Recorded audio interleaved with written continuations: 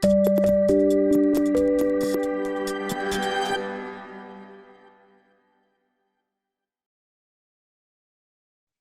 we'll just go ahead and get started because we have a lot to get through today, and I will start bringing out our speakers for today. So first, I would like to bring out Dee. Dee, do you want to put your camera on there and introduce yourself? Hi, Betty. Thanks. Nice to meet everyone. I'm Dee Miller from Daugherty Business Solutions. We are a business and technology consulting company. So I lead our largest account, our largest client account, where we do everything from data science to engineering to product management work. And then this year, I kind of had the privilege of expanding our company to go global. So I recently set up offices in Poland and Panama, which has been really exciting. It's very exciting and a very large expansion as well. You're going global, so that's always, business is going well, I see. And Arjun, do you want to come out next? Hi, everyone. I'm Arjun Devgan. I'm VP of Customer Success at Amplitude. We are a digital optimization system that helps companies use data to really improve and empower the customer experiences for their customers. Thank you, Arjun. And Rashi? I'm Rashi Khurana. I am head of engineering for the influencer platform at LTK, formerly called rewardStyle. If you don't know the company, it's a three-place marketplace between brands, consumers, and creators. So we do a lot of affiliate tracking, e-commerce for affiliate tracking, as well as like getting content out there for like social networks and stuff. So very excited to be here and learn from all my peer panelists. Thank you, Rashi. And last but definitely not least, Anna. Hi, everyone. My name is Anna. I'm the Senior Director of Talent and DE&I at Frame.io, where I've been for a little bit under 4 years. And Frame.io is a video collaboration software with about 270 employees. Amazing. Awesome. Well, thank you all for being here today. And again, taking time out. I know you're all very busy, especially the day after Labor Day. So again, I really appreciate you being here and stay with everyone who's currently attending the event. So let's just dive right in to our conversation. The first question I wanted to ask everyone was, first of all, how and kind of when did your passion for DE&I start? And Dee, let's start off with yourself. Yeah, I mean, I think being a woman in the workplace, I've always been kind of interested in it, but I'll say my passion probably started more 8 years ago. I joined a global company in a global role, started working with engineering teams all over Europe and also in China. And I just quickly realized how many unconscious biases we have, myself included. I had to overcome some of them, but there can be this natural assumption that because someone is of a different country or different culture, maybe somehow the standard is different, which I don't really think is the case. And so that was a big journey for me, and I really just recognized how much better we could do with those unconscious biases. I think that's especially relevant now too, with everyone working remote, or sorry, well, not everyone, but a lot of teams now working remote. So I think that is something to be aware of nowadays for sure. And Rashi, what about yourself? Yeah, for me, actually, it started 6 or 7 years ago when I was sitting in a room, with my all the VPs and directors and managers as like a tech, leadership meeting. And I looked around in a group of 30 people. I was the only woman in the room. And then when I stepped out to go back to my teams and talk to my teams, I saw, again, as the manager of the team, I was only surrounded by men. So then I was like, I know that a lot of people graduated with me, a lot of women graduated with me, a lot of women were undergrad with me. Where are they? What happened, right? And I think that piqued my interest, there's a problem. That's when I started thinking about it more. Yeah, absolutely. And Anna, what about you? Yeah, I would say pretty much as far back as I can remember without the word of DE&I, but growing up, it was something I talked about a lot that we talked about a lot as a family. And my grandma, who is a Holocaust survivor, she dedicated her life, really her entire life, to fighting inequalities of all kind. And she's always been a role model for me. And so when I moved to the US about 10 years ago, and then when I got into the recruiting world in the tech industry, it felt obvious that I should use my position and privilege to be in this position to have an impact. And that's also when I realized at what point there was an issue in terms of unequal access to opportunities. like Rashi said, was seeing who applied and then who got hired. And then, you know, the higher up you go in the company, the less diversity there are. So just it really opened my eyes and made me feel like this was a good position to use to try and make things a little bit better. Yeah, absolutely. Yeah, I love how basically our personal experiences really do drive this passion. And Arjun, I wanted to kind of leave you for last because this kind of ties into my next question as well. Is you know, when your passion for DE&I started, but also what would you say would be like a pivotal point within your journey? Yeah, I think two separate answers.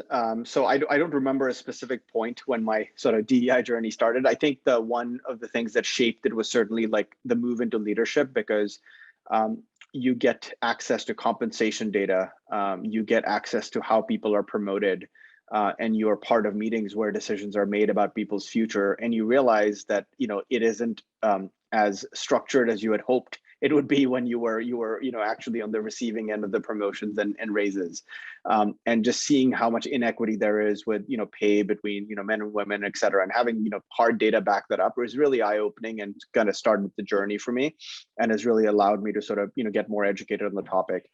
In terms of pivotal moments, I think, you know, you and I talked about this, right? So I bought this domain name 11 years ago and did nothing with it until June of this year, where I actually launched my personal blog. But you know, my personal sort of angle and contribution to DEI is really going to be from a place where I can understand it best, which is sort of, you know, having a disability, being, you know, legally blind in one eye and completely blind in the other, and having a whole series of other visual impairments.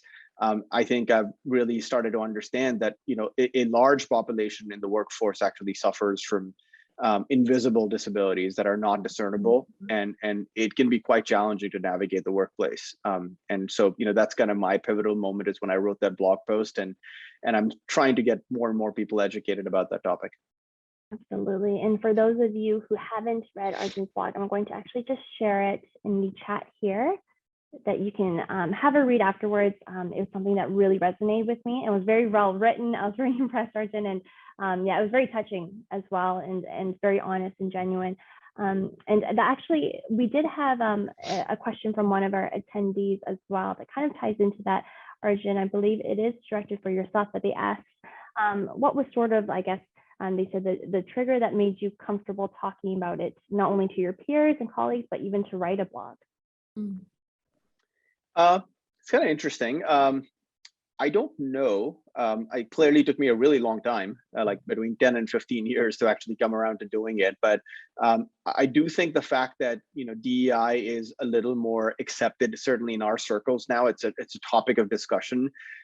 It's maybe okay to talk about things today that were not okay to do 20 years ago or 15 years ago. And it was not as, when you see other people taking bold steps and talking about their journey and their struggles, et cetera, it makes it easier for you to do it, right? And that was actually, if I were to look at just the one thing I was trying to accomplish with my blog, which I hope I did, was I'm just putting one more voice out there so that people know that other people have stuff they deal with, and that you should feel free talking about it, because the more we educate each other on what each one of our, you know, individual sort of, you know, struggles is, the more we normalize it, and it's no longer something that is like wrong with me. It's just a normal thing that everyone goes through, right? So that's kind of what triggered me writing it, and I'm glad I did. Absolutely. And how about for the rest of you? You know, what has, I guess, your personal experiences been in your careers when it comes to these conversations about accessibility for disabilities? Like, has it been talked about much, you know, between your current companies or your past companies? Is it something that has been, you know, common in conversations with the rest of you when it comes to DE&I? I'll just jump in and say, you know, Arjun, I'm super interested in learning from you, because I think, well, we maybe reactively support people who, you know, have requests for, you know, something that supports their disability.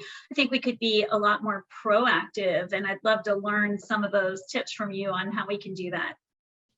I was just going to say, like, being in the DE&I world, I do feel like it's a topic that is not talked about enough, and that it's starting to be talked about a bit more. And I know I've learned a lot. We built product accessibility committee at From.io, I think last year.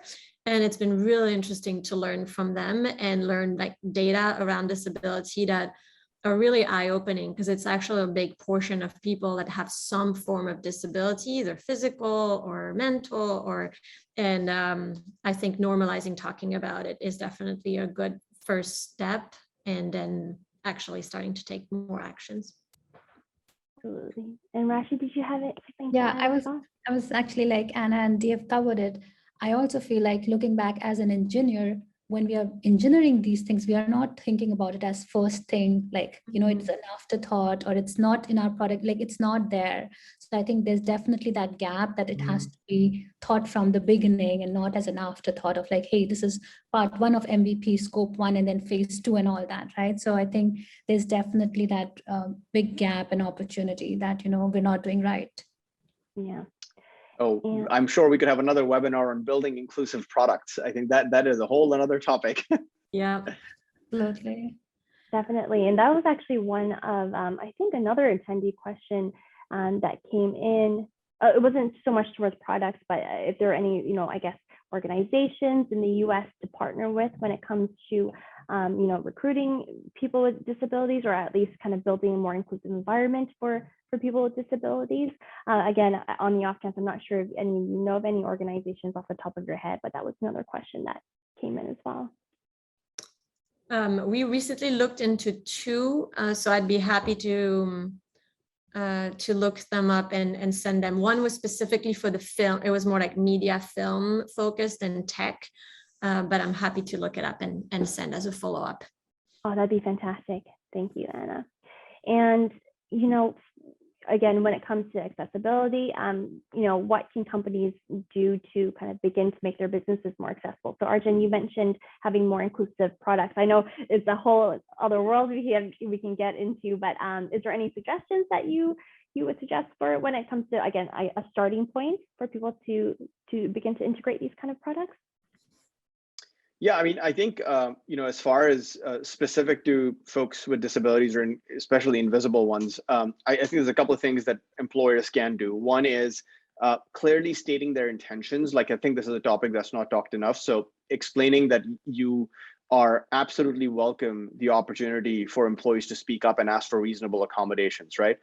Many people don't want to talk about the issues they may be facing, or sort of the hardships they're having as a result in the workplace as a result of a condition that they have. And so at the very least, making it okay for them to engage their manager and HR is really important. Sharing examples of the types of accommodations that an employer can provide is really empowering, because it makes it real, as opposed to just putting a blanking statement out there and saying, hey, please feel free to, you know, let us know if you need an accommodation. Like, citing 2 or 3 very specific examples will make it really believable and much easier for somebody to have that conversation. And then third, you know, just following through if they do ask for a reasonable accommodation, right? If somebody has a hearing issue and they need closed captioning on their Zoom meetings that are being held, or, you know, when I was in the office, I really struggled with anything that did not have a, you know, a video replica on my screen because it was really far away. You know, just being able to accommodate that, because sometimes it can be inconvenient. It disrupts the flow of your normal work, I guess, process when somebody asks you to create an accommodation. So you have to build it into the sort of natural fabric of the organization. One quick thing we did, by the way, to that extent, is adding into every confirmation email we send for interviews. We add that if they need some kind of accommodation, to please let us know. And just to have it there, again, normalizes it's okay to ask. So that's really a small thing to do, which I know we got good feedback on. That's fantastic. I think that would make a big difference, because, like I said, I think not enough companies think to do that, and it is such a small detail, but I think it would definitely make a big difference to candidates and to employees for sure. And, you know, another question that came in for one of our attendees is kind of how do you have those difficult conversations when it comes to diversity? You know, I guess they just wanted advice when it comes to diversity in the workplace and inclusive environment, inclusivity rather. You know, how would you begin to kind of bring that conversation to light, I guess? Yeah, anyone who has a suggestion, whoever wants to start. I think, I mean, I can go. I think for me, what is very important is to create that safe space for them to like share what their thoughts are. And to do that, I generally definitely go by examples and like, just making myself vulnerable and sharing, like even as a leader, just sharing my own struggles and stuff and making that safe space that, hey, I trust you all to share my experiences. And I don't have those biases. Like now I've in my career seen white men with imposter syndromes and stuff, right? So I have like shackled down some of those things. So like just sharing stories and making it a safe space as a leader so that they can know that if I can share, they can share and not feel that they'll be judged. So I think that's what I try for, like just making it safe. I'll just chime in. I noticed when our leadership team, all the way up to the very top, the owner and the CEO started talking about the topics, asking people for feedback, it just created an openness where people felt like it was safe and it was positive to have these conversations and they could make suggestions or they could ask questions. But having all different levels of leadership make it, an acceptable topic and, even an exciting topic has really helped. I was going to say, I think sharing resources on a regular basis, like we have diversity channel, which actually we add every new employee to it by default. We add to this and to company announcements. So even doing that on their first day shows the importance that diversity has. And then sharing resources on a regular basis, like almost every day. And people can click on it or not, but it's just always there. And then what I see is that new hires start to share resources as well and share their own things. And so just kind of normalize that this is something we're going to be talking about pretty much every day on this company channel. So I think, creating a safe space for learning is important. Because we all make mistakes, and be able to put it out there and be like, here's what I've learned. Like, I know even if I make a mistake and I educate myself on a subject I didn't know, I'll try and post it there as the head of DE&I. I'm hoping that it normalizes that even there's many things I don't know, and microaggression or whatever, like things I might do that I don't realize I do. So the best thing we can do is at least to recognize it, work around it, and keep educating ourselves and each other. Absolutely.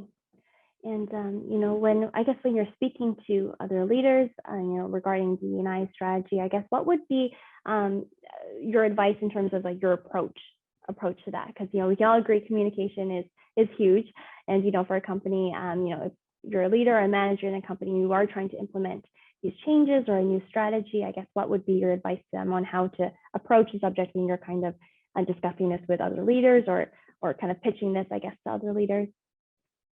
I would use the word education. I think, I'd like to believe that most people will act in a more inclusive manner if they were educated on the topic, on whatever you're trying to make more inclusive. So I think a lot of this really comes down to that. So the belief system is structured based on what their information is in their head, and they're not aware of the other things. So that's probably the best starting point, is always education. And if you catch yourself doing something that maybe you find out is not appropriate, or it's usually an education gap. So going and doing some reading and educating yourself on it, or if you're fortunate, you can actually talk to somebody who might be from a minority or actually affected by a particular disability, who can actually help you understand what the other person is going through. Because at the end of the day, this is really about making sure that you understand that every person is unique in their own way. So just understanding, making the effort to understand what that person is all about and what they're going through will create a more inclusive environment. Absolutely. And Rashi, did you have something to add? Yeah, I was going to say that also, like when I'm talking to other people, I go with that thought that, well, I don't know it all, right? I'm also still learning, like Arjun is saying, right? So knowing that I'm also making my mistakes as I'm learning it. So like, as an engineer, like, we are in meetings using words like whitelist, blacklist, grandfathered, this and that, and, master slave, architecture, all of that. And then as soon as that slip of tongue happens, just in public, accepting you made a mistake, take it back and just learn, because just knowing that we're all learning, in me including. I mean, one of my pivotal moments was when I realized that my bias was so biased towards just women and of color kind of D&I, and I was missing a whole new, and being called out on that by one of my engineers. And that was amazing, because that person felt safe to call me out. that, hey, you're thinking about this like D&I just with that one lens, but there is so much more, right? So I think knowing when you're talking to other leaders and stuff, that understanding that we don't have it all figured out yet. We're all on this journey. We're all still learning and making mistakes. I think that, again, makes it safe for them to make their mistakes and learn and grow. And I think knowing where the person is starting in their journey is really helpful. And when I think of leaders like Arjun, who I had the pleasure of working with, like, it makes a huge difference when you're working with someone who is already a DE&I champion in a leadership role, because from the recruiting perspective, it makes a big impact in the team that you're able to build together. So if you have both people being champion, it just can do pretty amazing things. So I would also recommend making sure to interview for that whenever interviewing manager and leaders, because there's education can be done, but there are certain people who won't want to do the work. And I feel like that's good to know who you want in your organization or not, because when you're working with someone who doesn't want to do the work, it's really hard. So that would be my first thing I would recommend, is really having a dedicated interview focus on that to make sure you're bringing the right leaders. And then, like I said, I think for others who are already in, is just knowing where they're starting from. Some people are further in their D&I journey, and so if you go too basic, it can be almost insulting because they know more. And some people are really early on, so if you go and really nitpicking, it might be too overwhelming. So it's just, I feel like the mission is really to get leaders to, I think, understand why it matters. Because I realize even in my own shortcomings, sometimes I just wanted to get things done and I didn't spend time to realize they didn't really understand why it even mattered. And so doing that work, I think, is worth it, because then hopefully they can start championing it on their own without the little voice of someone else. But if they actually believe in it and they understand why it matters. Definitely. And Dee, did you have something to add? Yeah, I was going to share that one of the things that my company did that I'm really, really proud just to be a part of is we decided to go do something in our community, so outside of our company. And we started a program, it's called Access Point, for basically underprivileged high school kids, kind of going back a little bit to where they're still kids before life takes them certain directions they can't change easily later. And creating an opportunity to give them really intense engineering training, because they would never be, they don't come from a background where they could easily go and get a 4-year degree from a funding perspective. They need that job, they need to take that income to take care of their family. And so these kids get this intense training at the end of high school, where they get dual credit. They get high school credit, they get college credit, they kind of get on the right track. And then we actually go work with our clients to create paid internships and eventually paid full-time positions after that. So I think getting involved from a D&I perspective with the community has actually probably had an even bigger impact internally, because it's something we're really proud of. It's something we think about consciously. And when we hear the stories from people of, you know, what their journey's been like in life, I think we're really inspired by helping them, you know, with their progress. And so it's kind of changed our internal culture to be able to do something great on the outside. Education, that educational factor is so important. And it's actually something that David, our CEO, is really passionate about. We're actually trying to get GCS more involved in terms of partnerships and such with groups that kind of encourage that education, because again, I think, I forgot what the statistic is. TJ, one of our contacts, she always, you know, rings us true, but she says something like 75% of the population doesn't have a degree because it's just not available, you know, to certain people. It's just not possible for some, you know, with people with different socioeconomic backgrounds and whatnot. So, you know, there's a lot of groups out there that are trying to bring that education and make it more accessible to everyone, which is so important, especially in tech as well. There's so many different ways to get that education without having to go for a degree. So no, that's definitely hugely important. And sorry, I'm just backtracking just a little bit when, you know, Rashi, you were talking about slip-ups, and Anna, you talked about microaggressions. Anna, I think you had a great way of explaining microaggressions, just for those on the call who don't necessarily know what that is or whatnot. Do you want to just quickly explain what you mean by microaggressions? Yeah, I don't know if that's the exact definition. Yeah. But I would say those are the repeated misconception around someone's identity and basically biases that feel harmless. Even sometimes they're actually positioned as compliments. And actually repeatedly they create harm, because either they will make this person believe this about themselves, either it will just be very frustrating. So it could be little things, you know, it could be even like, I know I get a little like, you know, triggered when I hear, oh, well, yeah, because women are so empathetic. It's a compliment, right? But you're like, why such a big general statement? This is a big, you know, this is a big thing. Or it could be, I know I had heard someone one day be like, we just need a great leader, you know, like someone who's like kind of like a father figure. And obviously as an aspiring leader, I'm like, okay, cool. So not me, right? Because, and then so all of these little things, they can actually add up to making someone feel like they don't belong, or that they can't be in the room, or that they can't. And some are really, really interesting because sometimes they come again from a good place. Like I remember one time I got into a leadership meeting and I was the first woman joining that meeting. It was, I think, 15 men, and the meeting was already starting. People were already sitting, and someone offered me their seat, which was, again, really well-intentioned. But that was pretty hurtful for me because it felt like other people were standing up. I was the only person to be offered a seat because of my gender, not because I actually needed to sit more than someone else.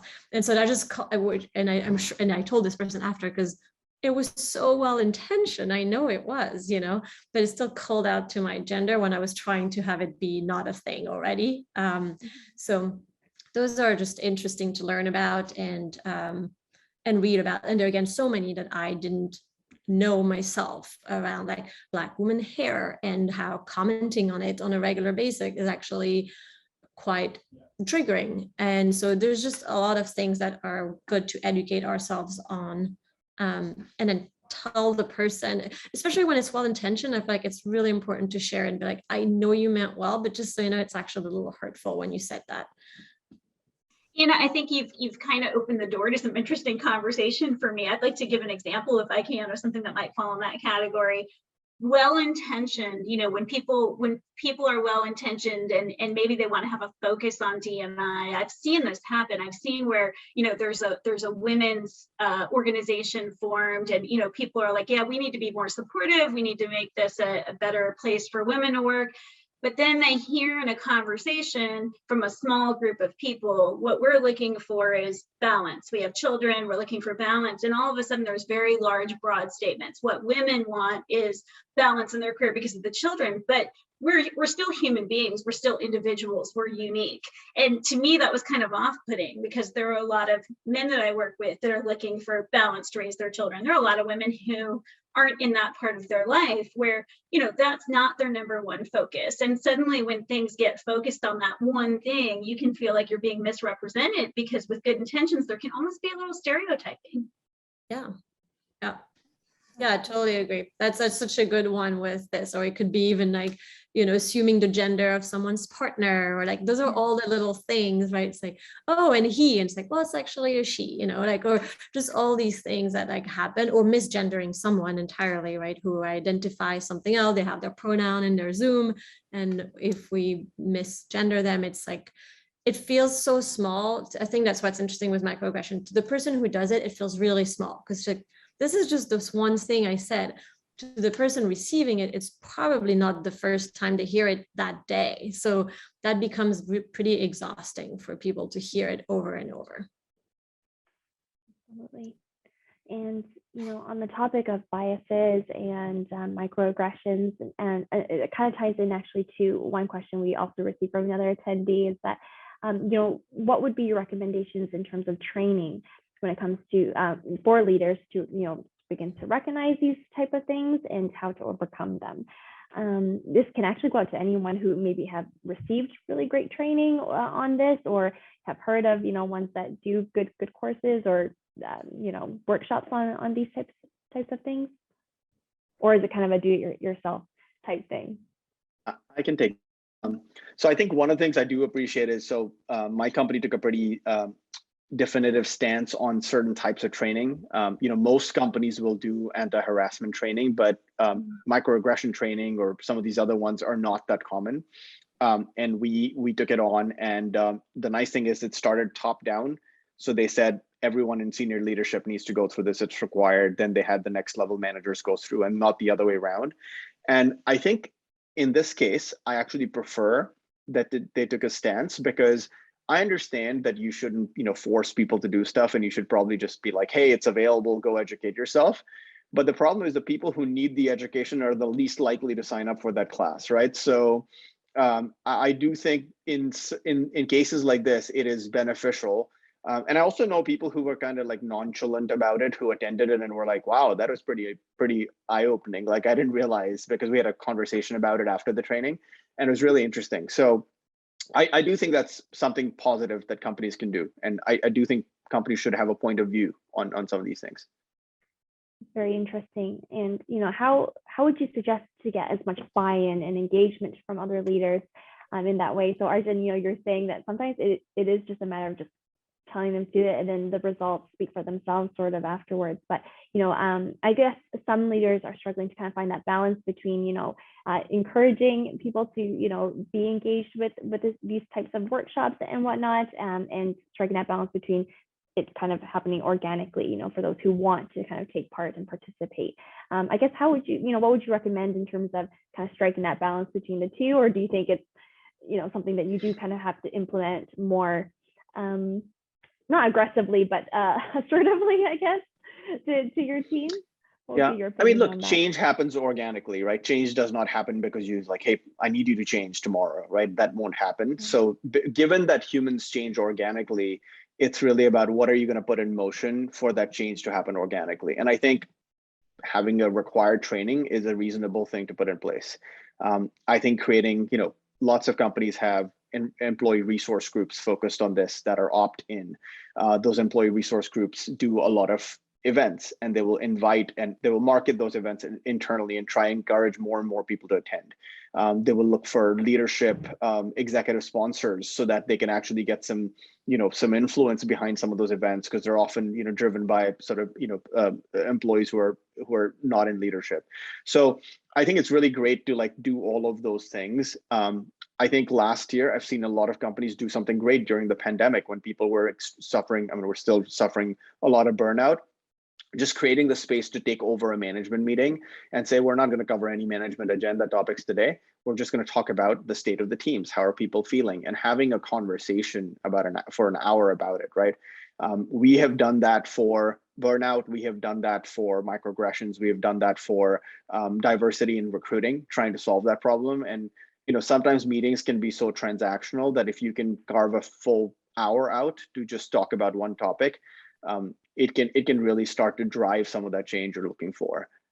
So, again, I think it goes back to some of the points everyone else made about creating the space for the conversation.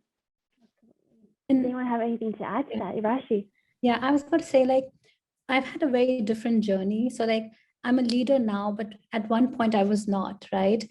And I've been very fortunate to have amazing leaders around me who have organically helped me to now be more conscious about these things. So for instance, Anna, the example you gave about, making room and leaving, for you to sit down. I have an example where I was sitting in a room on a table, and I'm a VP of engineering. This is my previous job. And the presenter walked in, and I was the only person who left my spot on the table to make room for the presenter to sit down, right? So instead of being offered a space to sit, I left my spot to stand up, right? I got an email from the chief marketing officer of the company, and he was like, Rashi, you're an officer in this company. You should be the last person to leave your seat to stand up. There were plenty of people who could have done that, but you, right? So he was trying to reinforce in me that, hey, listen, if you've come here, you're also on your journey. Don't make your, don't doubt, it's almost like a microaggression towards myself from me, or I don't know what it is. I can't explain, but another time I wrote an email and I was like, hey, sorry, it took so much time to resolve this problem, this and that. And my GM pulled me aside, and he was like, Rashi, you shouldn't be sorry for trying to solve a problem. You solved the problem, great, right? So these were great leaders who've defined and given me that, like, who've put the safe space and given the safe feedback for me to now recognize these things. So this is like an example of organic learning. So there was no education, no tutorials, no training, but these leaders have enforced that mindset of like, what they made for me, and now I feel responsible to make it for others, right? What you give, you want to give more to the future.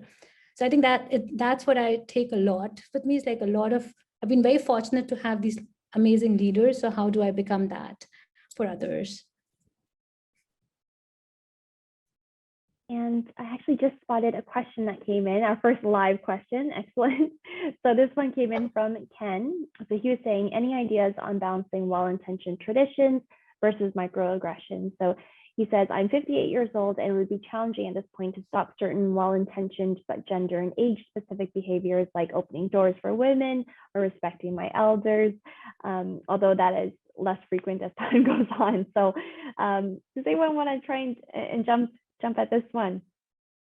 I'm happy to. I know it's a conversation I've had so many times, and the word is chivalry. Is that the right word? Yeah. Okay. So that's the like well-intentioned gentleman behavior, right? Okay, cool. Making sure. And so yes, I've had a lot of conversation about it, and I think it's a tough position, honestly, because I've had conversation about this with women, and I think it's pretty divided within even women. So for those who expect this and those who get triggered by it. So it's a bit of a lose-lose for what you should do or not do. So honestly, I don't know what the answer is. My personal point of view is that any behavior we do should be based on the person we have and not on outside factor. So that's kind of the lens at which I try to look at everything is, would I be doing the same thing as this person was from another gender or another ethnicity? And if the answer is no, then probably I shouldn't do this. That's at least the way I try to look at things. So that's my framework of what to do and not to do. And so, but I know, again, it's very ingrained. We're talking about changing behaviors from like centuries, and not just about this, but about everything around DE&I. So it takes a long time.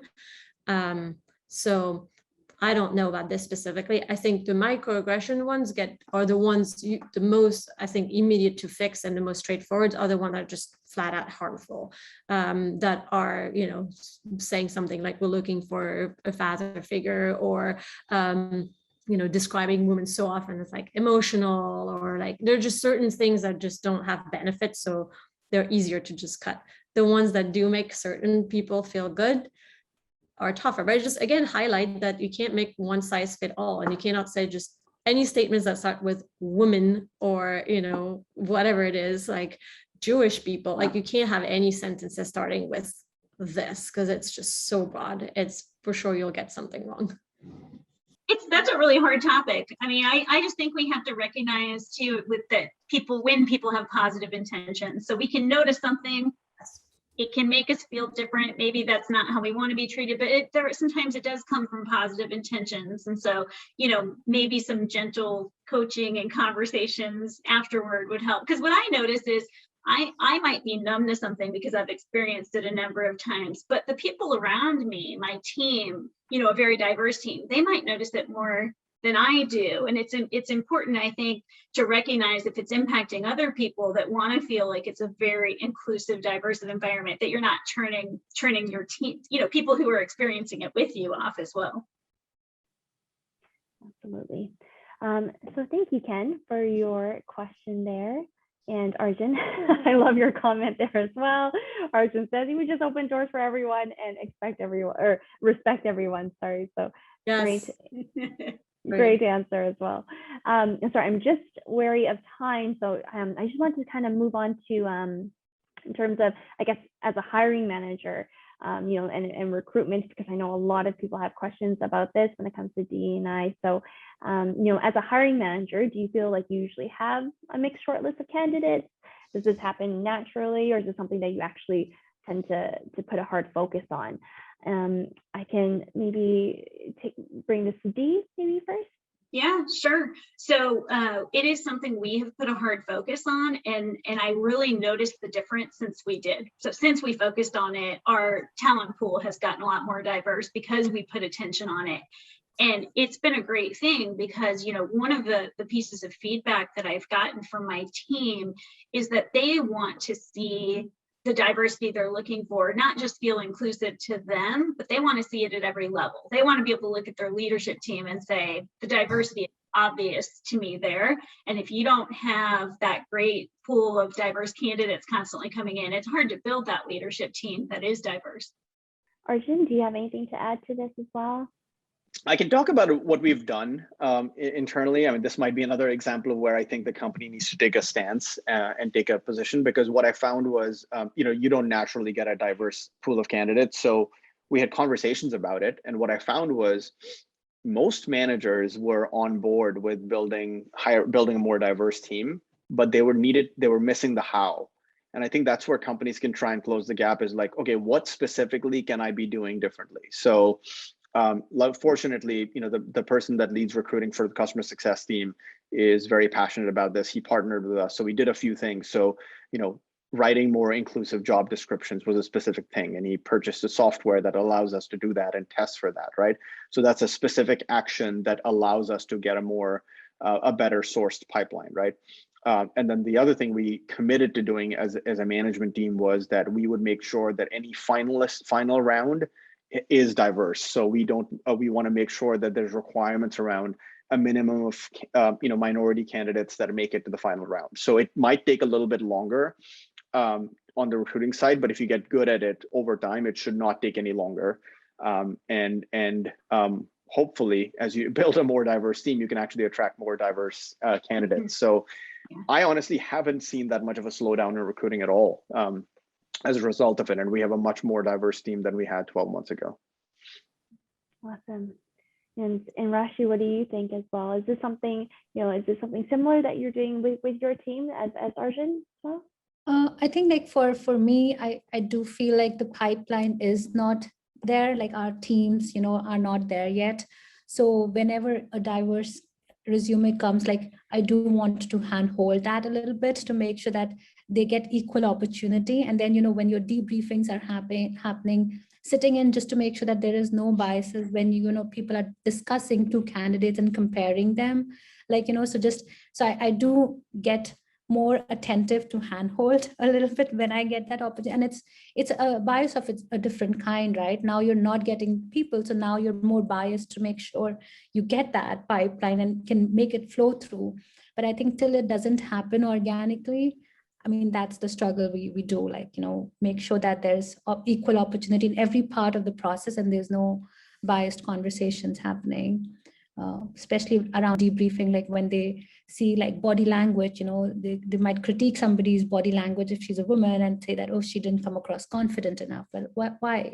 She did answer your questions, right? She got them right. So, why do you read the body language that much? So just all of that biases like Anna has spoken about.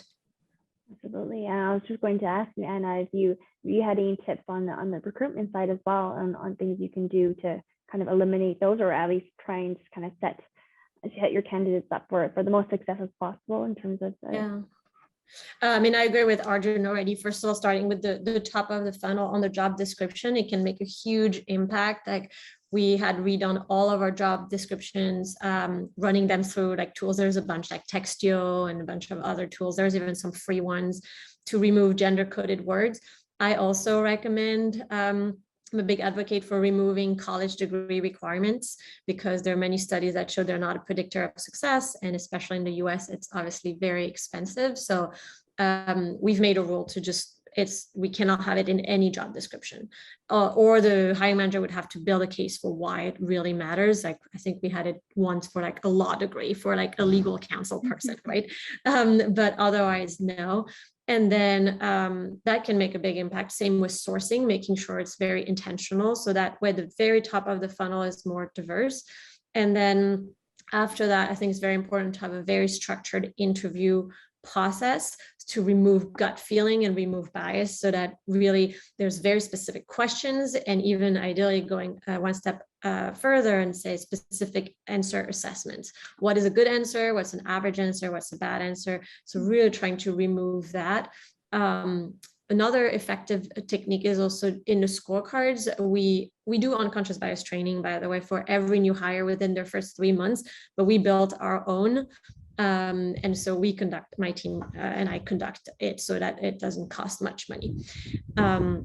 So we do that. And then we try and have the scorecards be written as a gender neutral pronoun. So it's a very small tip, but to write they about the candidate helps remove bias, because the interviewer stops thinking about the person's gender.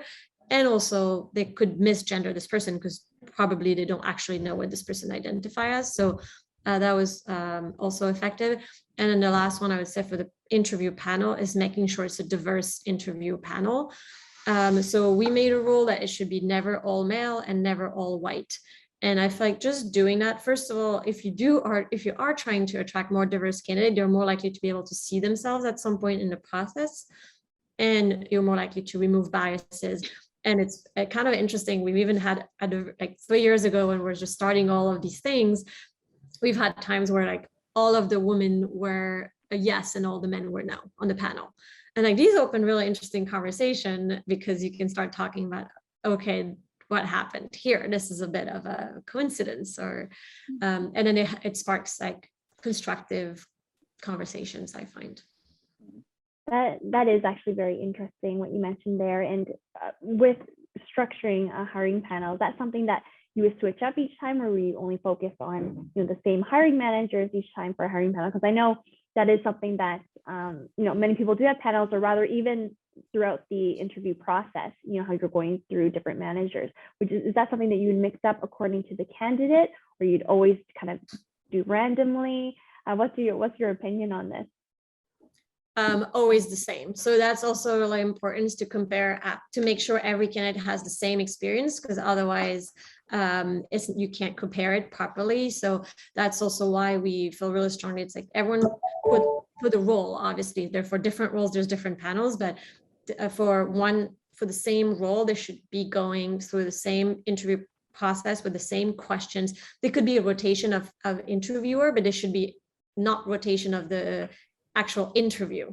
So even if it's a different person conducting it, they should be asking the same set of questions so we can actually compare candidates equally. And again, remove this, oh, I preferred this person, because that's when you get bias more introduced versus who's actually more performant. And the last thing I will say, because you often hear that about diversity of like, but I don't want to lower the bar, which I find so painful when people say that. I think it's the opposite. By doing all of these things, you raise the bar and you end up hiring the best person for sure, even better than you probably would have, and from a more diverse pool of candidates, which we know build better teams. So I think doing all of these things end up creating just way more performing team and happier teams. Absolutely. And one thing I also wanted to mention just before, I know again we're running a little bit out of time, but when it comes to, I guess, representation within leadership, it'd be great to have a diverse hiring panel, but of course you need a diverse hiring managers as well. So I wanted to hear, Rashi, you had an interesting interview with Forbes actually when it comes to sort of how to kind of get ahead in tech, especially from a female point of view. And I just wanted to hear your opinion. At what point does it become like a responsibility of the candidate trying to kind of get that promotion or get ahead, to the responsibility of the manager to try and kind of pave that clear path of career progression? Because that was another factor that came in a lot of previous conversations, that sometimes that path is not clear at all to candidates, and that sometimes prevents people from knowing, how to kind of progress within their careers. Yeah. So my point, I don't know if everybody will agree to this on the panel, but I'll still say it. I think my point of view is that if you want a promotion, the best advice I have got in my career is like, you're in the driver's seat of your own career journey, right? Nobody else is driving it. Nobody else wants it more than you want it. Nobody else wants to you to be successful more than you want yourself to be successful, right? So I feel like 60% of the onus of actually wanting that promotion comes from the employee or the engineer or the person, because they have to bring the passion, they have to show that they want something, or they, they have to be the person who wants to be doing the work and like, actually being in control of the outcome of it. And then I think like the management and leadership is like the rest of the 40%, because they are your co-passengers. Like in the times when there was no GPS, they are the people who are helping you navigate. They're the people who are guiding your path to it. And, they're the ones who are making sure that you get the opportunity and you get where you need to be. But 60% of it is that you're in the steering wheel, right? If you don't bring in the hard work, if you just take things for granted, if you don't take responsibility for your action and just say like, oh, my manager is biased, right? Then, I mean, that's another thing. So I think that would be my take, is like, it's one is a driver and one is your co-passenger. That's a good analogy for sure. And I guess in the position of a hiring manager level, is there something that you would encourage other leaders to do to try and, make that clear in terms of kind of setting someone up for success, when they do emphasize that they want to, take the next step in their career, say? Yeah, so I mean, that for sure, like, as a hiring manager, when you're having your conversations, feedback and stuff, definitely you need to understand your person's goals and then helping set their path to get there, right? If you're not working with them, also you're not taking responsibility of being the person who is the only person who can actually make that happen. They themselves, without you, can't get the promotion. They need you to get the promotion, because you have to pitch to leadership and you have to pitch and speak for them. You have to represent them in a room where they're not sitting, right? And tell them what the great stuff that they've done. So it's your responsibility to make that happen. But I have also seen by my mistake where I have seen like, I believed in someone so much that I gave them the promotion, but they didn't ever believe in themselves. So they struggled, right? So that's a hard lesson for me. Like, and this I got early on. So I know that, no, they have to drive it and I will help them get there. And I'll make sure that, if they need training, they get training. If they need mentorship, they get mentorship. I will be their sponsor to sponsor them, and have very fruitful, honest conversations. Like what do I, there should be no misalignment in expectations, and that's for me to set. But then the responsibility is shared a little bit more from them and then from me to make it happen. Absolutely. Does anyone have anything to add to that? I can add one thing. I really believe in this idea of career discovery, right? So you should not have a career, you should have career conversations throughout the year. And the one thing is, it is really critical to disconnect it from the performance process, because to have an open and honest conversation about careers with someone who works for you, they need the pressure of a performance review not hanging over their heads. So, doing, middle of the quarter, back in the day, you could even step out for a cup of coffee and do it, outside the office, but you can certainly do it, in a more casual setting. Just a career discovery, which is like, get to know what is it that they want, ask questions, because I think we jump too quickly to like the promotion, which is such a tactical thing. Like, the promotion is happening at this job. What do they aspire for from their careers, which is, goes beyond where they work today. They're not going to work for you forever. They're not going to work for this company forever. What is it that they're looking for? And many people don't know what they're looking for. So it could be a great opportunity to lend a hand and help them understand where they want to go, right? I've talked people out of doing stuff because, like, we've had conversations about things and realized that the path that was in front of them was just what they thought was in front of them, but not what they actually wanted. So I think that's one great contribution, leaders can have, is just having those career discovery conversations. I think, Arjun, whether you're having a career discovery conversation or maybe a conversation around diversity and inclusion, one of the things I'm trying to change too is in those conversations, not to ask as many leading questions, not to ask as many questions that might lead to a yes or no, but really take a step back, open up the big picture, maybe even ask them to help you. How could I make this a better place to work? Or I need your help. What ideas do you have? That's when you really get to know the person and the ideas come out. So, you might ask them a question like, do you feel included on your team? And they say yes. And it's a true answer, but that's not much of a conversation. So I know that's one of the things I've been trying to do is just open up the conversation. Yeah. And if you complement it with what we talked about earlier, where we are vulnerable in our own way and share something about ourselves, maybe even in a different setting, it actually gives them, the opportunity to be able to speak up, and they know that it's okay to, share something about themselves and get us more educated. Yeah, for sure. These are great ideas. And I think a lot of people will be taking this into account when the next time they're having these types of conversations. Now, I spotted one question that came through our Q&A from Jenny. And so we definitely don't have time to go into this too much. We can probably have an entire webinar on this one question, but she says, regarding biases and divisions in the workplace, do you have any ideas on how to address anti-vax issues, not on a company policy level, but between employees? I have not experienced it yet, but feel it will become more prevalent over time. So I don't know who wants to take this one, but again, like I said, I know this is a huge conversation, especially in a lot of different roles and companies, but if anyone has any opinions on this that they like to share. And share, Betty, I just want to make sure I understood the question. It was how to deal with maybe someone's vaccinated, someone's not vaccinated, right? Yeah, we have this popping up already. Some of the things I've seen play out just in the last few weeks are around understanding everyone's situation is different and being respectful and understanding that maybe you're trying to have a company meeting and you're trying to do it safely, but you also want to make it safe for people to say that that's not comfortable for them at this time. And what I liked about it was when that safe zone was made, there was an example given of so-and-so's not comfortable and that person was okay with this, the story being shared, and that's okay. And I'm going to provide another avenue to do the same thing, in those situations.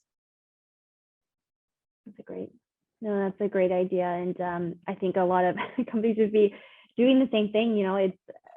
It's definitely an odd time, and this is a question that has popped up quite a bit and stirred quite a bit of controversy, I guess. But I think Dee, you said it correctly. I think that's the best thing to do in order to really, foster that inclusive environment that we're all speaking about.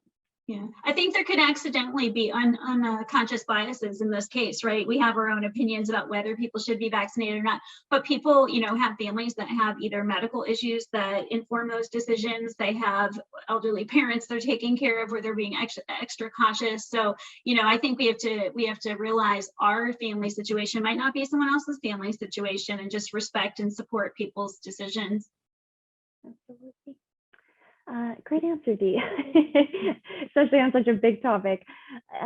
Thank you, Jenny, for that question. And before we leave off today, I always just like to kind of end off on one last piece of advice from everyone. So I'll just start off, with Anna, and you want to just leave off on one piece of advice you'd like to share with the group. I would say to take an action today. I feel like a lot of people get pretty overwhelmed with where to start. I feel like that's the question I hear most often is like, where do I start with DE&I? And I would say anywhere, just start something. So it could be watching a TED Talk, signing up for a conference, talking to a colleague and learning their story, whatever that is. I would say do one thing today. Great.